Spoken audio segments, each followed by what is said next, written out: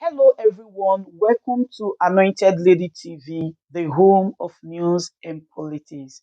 If it is your first time in this channel, you are highly welcome. Thank you so much for stopping by. And if you like what we do on this channel, hit on the subscribe button. Also put on the notification bell so you'll be notified by YouTube anytime we drop a new video. And if you are returning subscribers, thank you very much for always coming back to watch our videos.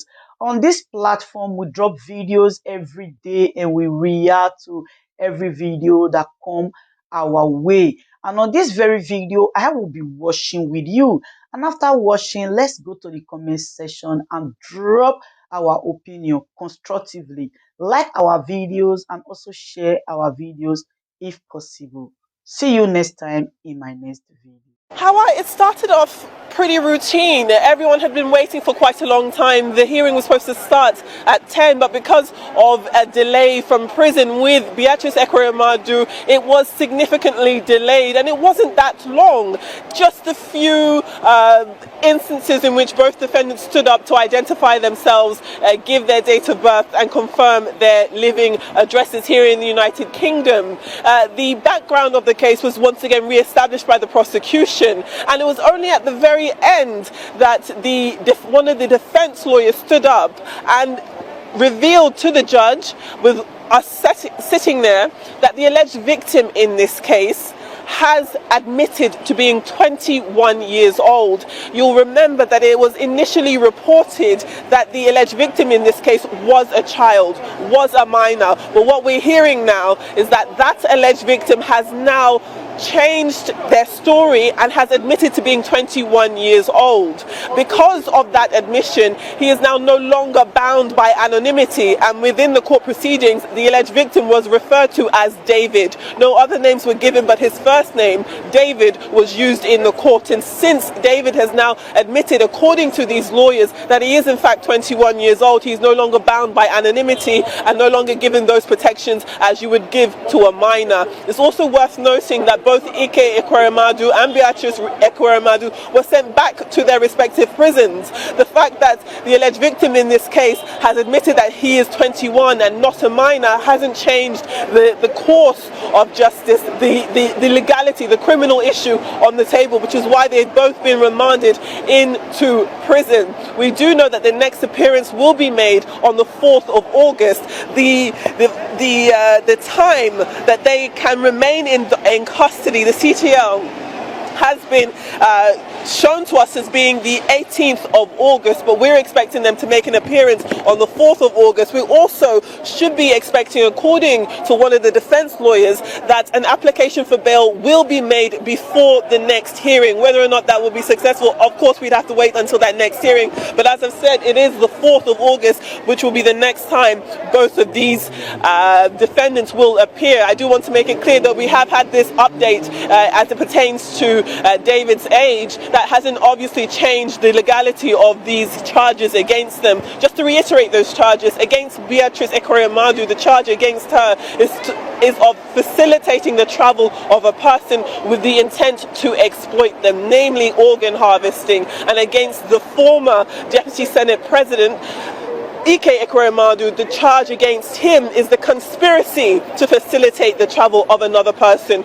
with the intent to exploit them, namely organ harvesting. We do know that both defendants have denied the charges, have essentially pled not guilty to them, but again, it is still very early on in the process. I also want to let you know that initially we were talking so much about jurisdiction. It was the prosecution who first sought to seek consent from the Attorney General because of the jurisdiction issue, because this crime allegedly started in Nigeria. But the prosecution today said they are no longer needing to seek consent from the Attorney General. They will proceed with this case, and they will be sending this case to the Central Criminal Court. British Prime Minister Boris Johnson has agreed to resign, ending an unprecedented political crisis over his future. Johnson had rebuffed calls by his cabinet to step down in the wake of ethics scandals. He gave in after more than 40 ministers quit his government and told him to go. It was not immediately clear on Thursday whether Johnson would stay in office while the Conservative Party chooses a new leader who will replace him as Prime Minister.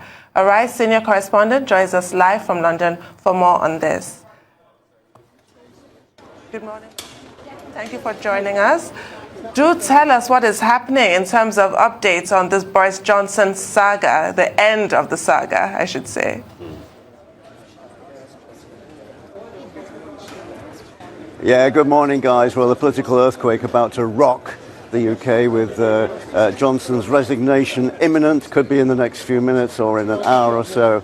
We're expecting him to emerge from behind that famous black door and make a statement.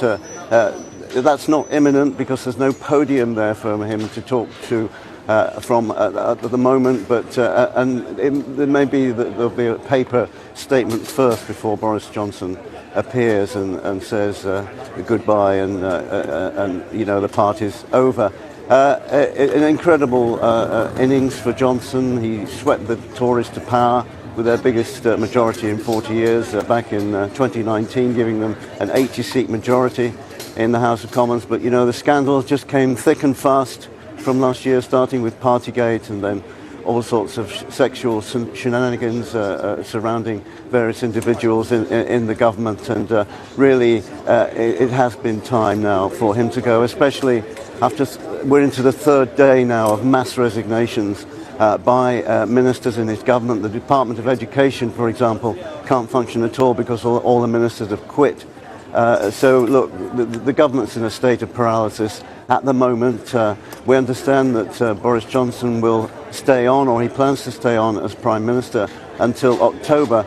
Now, it may well be that the party apparatchiks and the senior Tories might not be too happy with that. They might think that he's damaged the party's reputation too much to stay on, and in which case there may be a deputy a caretaker Prime Minister, maybe Deputy Prime Minister Dominic Raab, or even I've heard of Theresa May, a former Prime Minister, coming back to take over the reins until October. But meantime, there will be a leadership race to replace Johnson, and lots of people throwing their hats into the ring already. Rishi Sunak, former Chancellor, bookie's favourite here to succeed Johnson, but you look, we're in a state of flux at the moment. It's a very dynamic, fast-moving story, and anything can happen in the next 24 hours, so watch this space.